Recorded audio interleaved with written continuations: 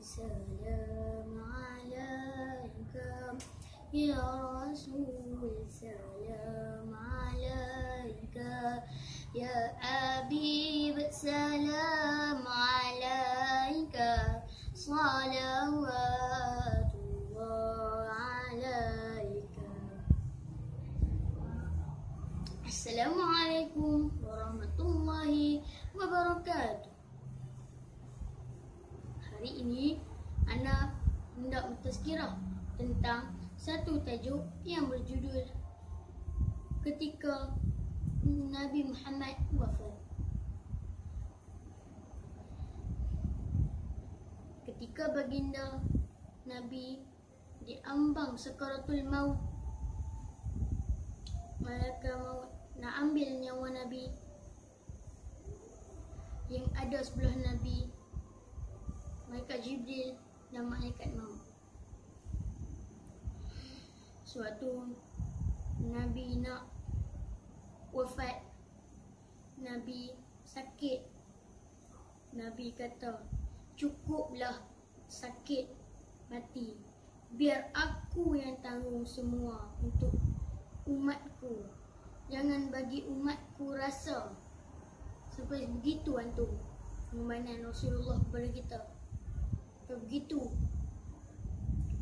Jibril melihat Rasulullah begitu, tidak sanggup melihatnya lagi. Kasih Allah sakit. Berapa kasih Allah dia dicabut dengan terlalu sakit. Nabi bertanya, kenapa? Tak sanggup dah kau tengok aku macam ni? Jibril tak sanggup tengok kekasih Allah macam tu. Kawan-kawan, ada tak kat rumah barang yang boleh kita ingat dengan Nabi kita? Ada tak? Ada tak? Cuba tengok dalam ni kat rumah. Ada tak? Try check kat rumah tu. Ada tak benda yang kita tengok nanti kita ingat kat Nabi, nak selawat kat Nabi? Ada tak? Ada kan? Kawan-kawan, kalau boleh belilah benda apa-apa pun tak kat rumah kita. Poster ke, apa ke, apa-apa je lah. Asalkan kita ingat kepada Rasul kita, hidupkan sunnah di dalam rumah kita. InsyaAllah kawan-kawan diberkati Allah.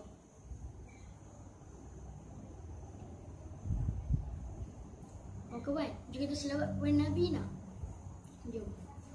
Ya Nabi salam alaika, ya Rasul salam alaika, ya Habib salam alaika, salawat akbar Allahu akbar,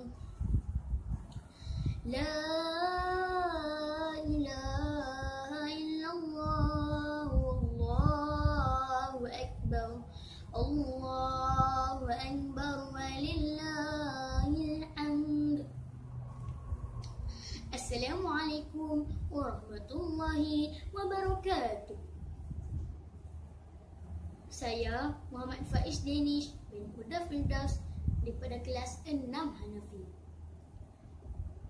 Hari ini Ana nak bertazkirah tentang satu tajuk yang berjudul Nabi Ibrahim menyembelih anaknya Nabi Ismail. Pada suatu malam, Nabi Ibrahim termimpi Allah menyuruhnya menyembelih Nabi Ismail. Nabi Ibrahim terjaga dan dia memikirkan apa yang dimimpikannya tadi. Pada keesokan harinya, dia bertanya kepada Nabi Ismail, "Wahai anakku, semalam ayah termimpi Allah menyuruhku menyembelihmu." Nabi Ismail menjawab, "Sembelihlah aku, Sesungguhnya Allah itu lebih mulia daripadaku. Nabi Ibrahim menangis apabila terdengar kata-kata anaknya sampai macam tu. Nabi Ibrahim bergegas hendak menyembelih anaknya dalam keadaan sedih. Nabi Ibrahim hendak menyembelih anaknya. Sewaktu ingin menyembelih anaknya, Allah menurunkan seekor haiwan yang bernama kibas untuk digantikan dengan Nabi Ismail. Begitulah cerita mereka berdua. Apakah pengajaran dalam cerita tadi? Okey, kalau tak tahu, biar Ana bagi tahu. Kalau Ana tahu, teka sendiri. Okey. Pengajarannya, jangan kita dahulukan harta, dunia dan wanita. Sebaiknya dahulukan Allah, kerana Dia yang menciptakan kita. Sekian, wabillahi taufiq wa hidayah. Wassalamualaikum warahmatullahi wabarakatuh.